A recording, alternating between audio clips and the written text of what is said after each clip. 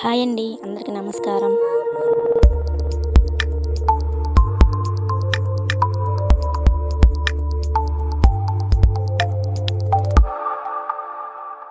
కాణిపాకం చిత్తూరు జిల్లా ఐరాల మండలంలోని ఒక గ్రామం.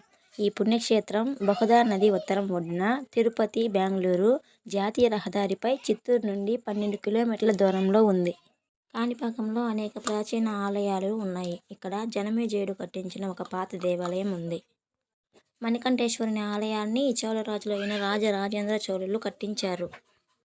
ఈ ఆలయంలో అద్భుతమైన చోళ సంపద ఇక్కడ ప్రాముఖ్యం. ఇటీవల కాలంలో వరసిద్ధి వినాయకుని ఆలయం ప్రసిద్ధి పొందింది.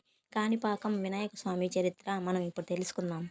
అంతకంటే ముందు మా ఛానల్ని కొత్తగా ఎవరైనా చూస్తున్నట్లయితే ప్లీజ్ సబ్స్క్రైబ్ చేసుకోండి అండ్ అలాగే లైక్ అండ్ షేర్ కూడా చేయండి.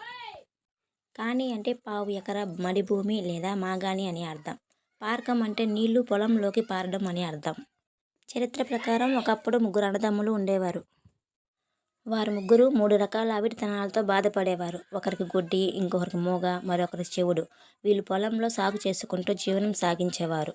పూర్వం రోజుల్లో బావి నుండి నీళ్లు తోడుకునేవాళ్ళు. ముగ్గురిలో ఒకరు క్రింద ఉంటే 2 పైన ఉండి నీళ్లు తోడుకునేవారు. అలా ఉండగా ఒకరోజు బావిలో నీళ్లు పూర్తిగా అయిపోయాయి.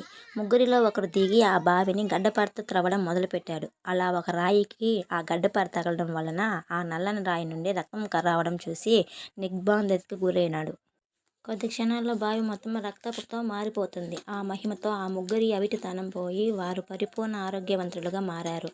ఈ విషయం విన్న చుట్టుపక్కల గ్రామస్తులు ఆ నూతి వద్దకు చేరుకొని ఇంకా ఆ నూతిని త్రవ్వడం వలన ఇంకేమైనా జరుగుతుందేమోనని ఆ నూతిని త్రవ్వడానికి ప్రయత్నిస్తారు.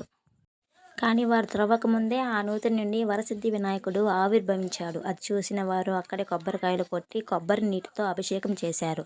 ఆ కొబ్బరి నీళ్లు ఒక పావు ఎకర దూరం చిన్న కాలువలాగా ప్రవహించింది.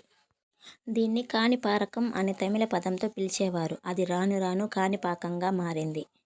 ఈ రోజుటికి కూడా స్వామివారి విగ్రహం నూతిలోనే ఉంటుంది. ఆ ప్రాంగణంలోనే ఒక బావి ఉంది. అందులో స్వామివారి వాహనం ఎలుక ఉంటుంది. మనకి ఇష్టమైన పదార్థం ఇక్కడ ఏదైనా విడిచివేస్తే కోరుకున్న జరుగుతుందని ఇక్కడి వారి నమ్మకం. ఇక్కడ అనేక దేవాలయాలు ఉన్నాయి. వరసిద్ధి వినాయకుని ఎదురుగా ఒక మంచినీటి కోనేరు, ఒక మండపం ఉంది. ఈ ఆలయంలో ఎప్పుడూ ఒక సర్పం తిరుగుతూ ఉంటుంది. అది ఒక నాగుపాము. అది దేవతా సర్పం అని, ఎవరికి ఎటువంటి అపకారం చేయదని, అది మహిమ గలదని, పగడపై మణి కూడా దర్శనం ఇస్తుందని భక్తులు చెప్పుకుంటారు.